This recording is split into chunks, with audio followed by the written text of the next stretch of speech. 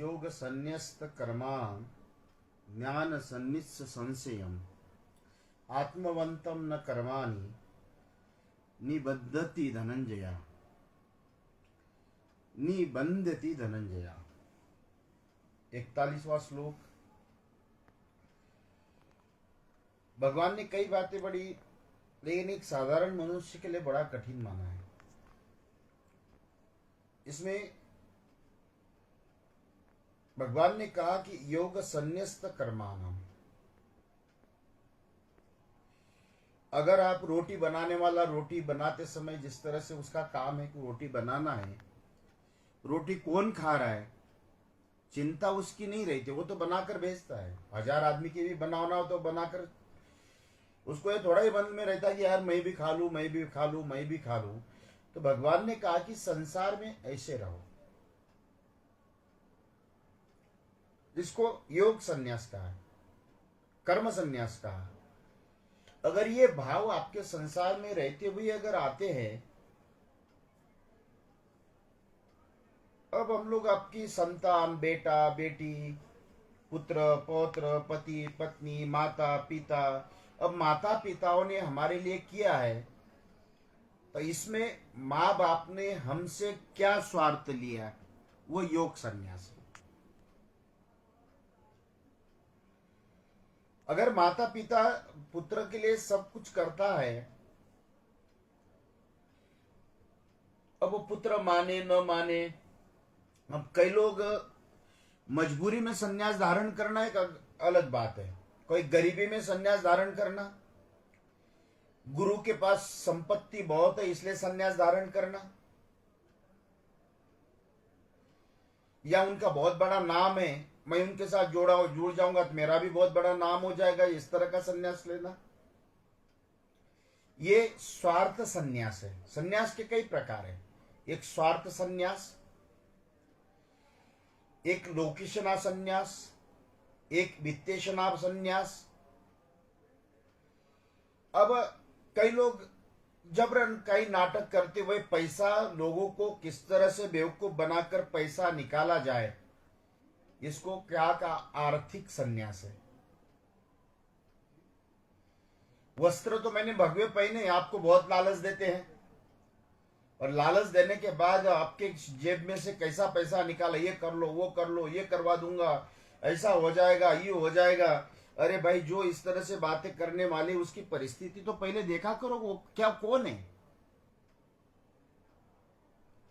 मैं कोई किसी की निंदा या ये नहीं कह रहा हूं, लेकिन भगवान ने कहा कि योग संन्यस्त कर्माणम। अब सन्यासियों की मैं वर्णन बताऊं,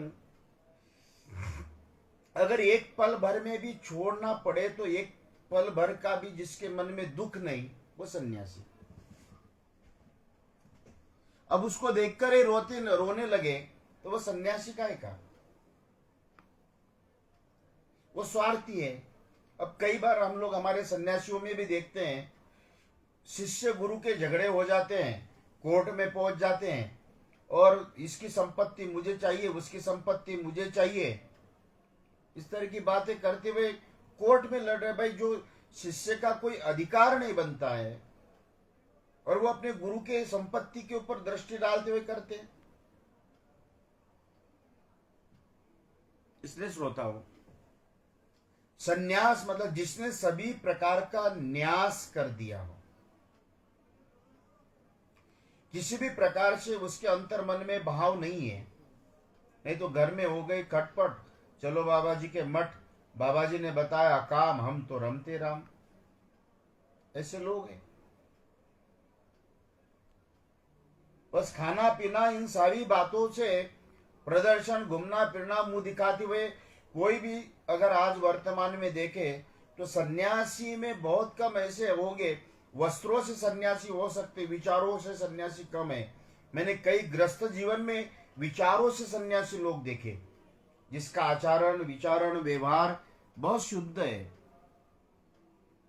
इसलिए भगवान ने कहा कि योग संन्यस्त कर्माणाम ज्ञान सन्निस्य संशयम। अब अंधेरा है तो दीपक नहीं है, दीपक है तो अंधेरा नहीं है। जिस तरह से एक अंधेरा रोज प्रार्थना करते कि मुझे सूर्य से मिलना है, सूर्य से मिलना है, और सूर्य भी कहता है कि मुझे अंधेरा देखना है, अंधेरा देखना है।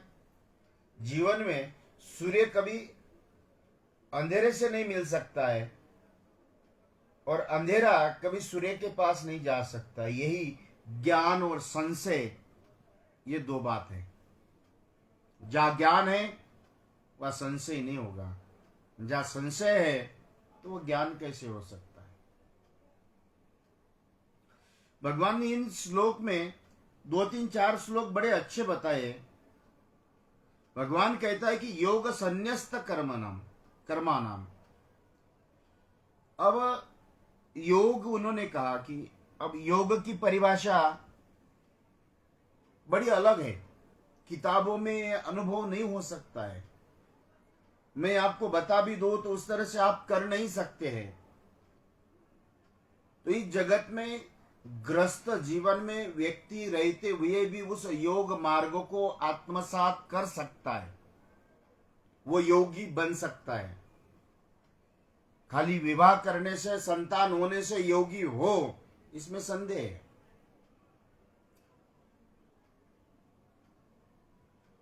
कहते हैं कि राजा जनक विदेही योगी थे, ऐसा नहीं है।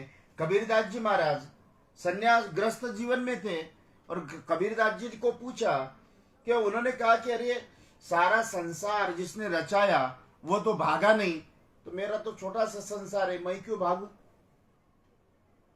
रोज रुई लाना, पीसना, डोरिया बनाना, धागे बनाना, वस्त्र बनाना और बेचना, रोज जितना चल सकता है अपने घर में उतना ही कार्य करती भाई आगे बढ़ना, ये योग है।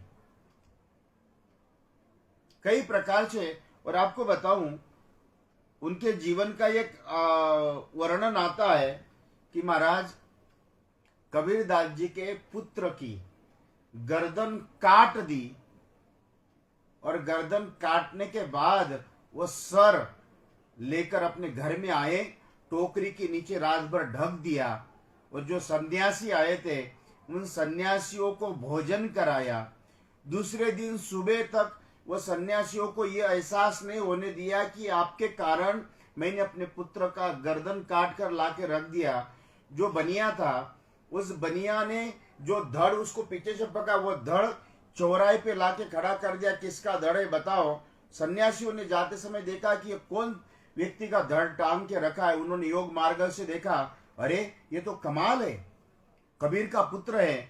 कबीर के घर आए, उसके पुत्र की गर्दन उठाई और धड़ पे लगा दी, पुनर्जीवित हो गया। ये योग संन्यास कितनी बड़ी बात है श्रोताओ। हम लोग यही देखते अपने जीवन में। भगवान ने कहा कि योग संन्यस्त कर्माणाम ज्ञान संन्यस्त संशया। अगर आप अपने योग कर्म के साथ में, योग में अगर योगी है तो संन्यास होगा, और संन्यास है तो उसमें अपने आप ही कर्मवान रहेगा। कबीरदास जी महाराज कर्मवान रहे, कबीरदास जी अद्भुत योगी रहे। भले ही ग्रस्त थे, उनकी बेटी थी रहीदास महाराज, सूरदास महाराज, ये मेरे दृष्टि में योगी थे, साधक थे। इसलिए भगवान ने कहा कि योग संन्यस्त कर्माणाम। आपको अगर योग, भगवान ने योग के विषय में खाली शारीरिक योग अलग है, इंद्रियों का योग अलग है, और मन, बुद्धि और आत्मा का योग अलग है। अब योग में अगर आप संन्यास है और संन्यास में अगर कर्म है और कर्म में अगर ज्ञान है तो वो व्यक्ति योगी का है। भगवान ने कहा योग संन्यस्त कर्माणाम ज्ञान, उसमें कहा कि अगर आपके जहां कर्म में योग है, संन्यास में योग है और ज्ञान में भी योग है, तो ये जगत का सबसे बड़ा योगी है। कहते हैं ना कि मिश्री दूध में भी डाल दो, मिश्री दही में भी डाल दो, मिश्री चावल में भी डाल दो, मिश्री कहीं पर भी डाल दो, तो उसको मीठी दूध कोई कुछ भी बना दो, उसको मिठाई ही कहलाती है। इसी तरह से आपके हरेक कर्म में अगर संन्यास है तो उसको योगी ही कहा गया है। आप दाल नमक के बीच में भी, मिर्ची के बीच में थोड़ी सी मिश्री डाल दो, वो मिठास देती है।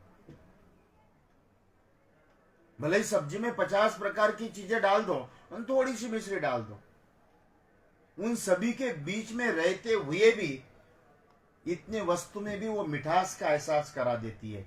ये योग है। संसार में कर्म में अगर आपका संन्यास है, क्या कहा भगवान ने? योग संन्यास्त कर्माना।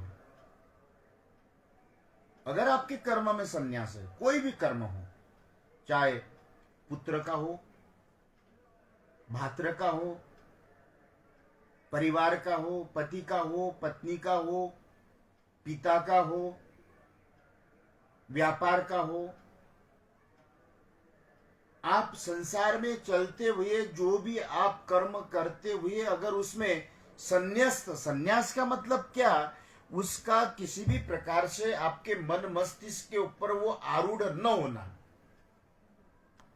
मैं एक बात बताऊं श्रोताओं, दो मित्र थे और दो मित्र नदी पार कर रहे थे, और नदी पार करते समय एक हट्टा कट्टा व्यक्ति, एक महिला, बड़ी सुंदर महिला, अब वो उसको तैरना डर लगता था पानी से, तो उन्होंने कहा कि मैं आपके कंधे के ऊपर बैठकर मुझे पार करा दो। उस व्यक्ति ने उस महिला को कंधे के ऊपर बैठकर पार करा दिया, और उसका जो मित्र साथ में था, उस मित्र को बार बार ये लगता था कि ये महिला मेरे कंधे पे क्यों नहीं बैठी, मेरे कंधे पे क्यों नहीं बैठी, मेरे कंधे पे क्यों नहीं बैठी। जब से बिठाने से लेकर घर तक पहुंचे, तब तक वो मित्र बड़ा दुखी हो गया, और घर जाने के बाद उससे कहता है कि अबे भाई, तूने अपनी उस महिला को कंधे पे बिठाया, कैसा लगा? वो मित्र कहता, अरे मूर्ख, मैंने तो उसको वहां बिठाया और वहां उतार दिया, तूने तो अभी तक बिठा के रखा है। ये संसार है। और सन्यास वो है कि वहां की वहीं छोड़ देना। तो हरेक चीज, कोई भी संसार की अगर आपके मन मस्तिष्क में वस्तु बैठी हुई है तो ये संसार है, और तत्क्षण उसका उसी जगह पे छोड़ देना, ये त्याग है, ये संन्यास है, ये योग है, ये ज्ञान है। और अगर ज्ञान है तो वहां किसी प्रकार का संन्यास, संशय नहीं आ सकता है। मैंने कहा, सूर्य और अंधेरा, लाख प्रयत्न कर एक में को गले लगाने का। उजाला और अंधेरा दोनों सगे भाई है, कहते अरे यार मुझे मिले ही नहीं, युग युग निकल गए लेकिन गले नहीं लगा पाए। इसी तरह से संशय और ज्ञान, इन दोनों में यही भेद है। जिसमें ज्ञान है वो संशय नहीं हो सकता है, जिसमें ज्ञान है उसमें कर्मवान रहेगा, जिसमें ज्ञान है उसमें संन्यास रहेगा, और जिसमें ज्ञान है वो योगी बनेगा। मैंने उल्टा सीधा, योग में संन्यास, योग में कर्म, योग में ज्ञान, ज्ञान में संन्यास, ज्ञान में योग, ज्ञान में अगर, कर्म में अगर देखे जाए तो मैं समझता हूं संन्यास में योग, संन्यास में कर्म, और संन्यास में ज्ञान। कर्म में ज्ञान, संन्यास में ज्ञान, और योग में भी ज्ञान। इस जीवन का सबसे बड़े जीवन का, उस परात पर परमात्मा उसको अपने आप ही सभी चीजों को वस्तु प्राप्त करा सकता है। श्रोताओं, आज इतना ही वर्णन करते, कल उसके पर चिंतन करेंगे। कृष्ण कन्हैया लाल की।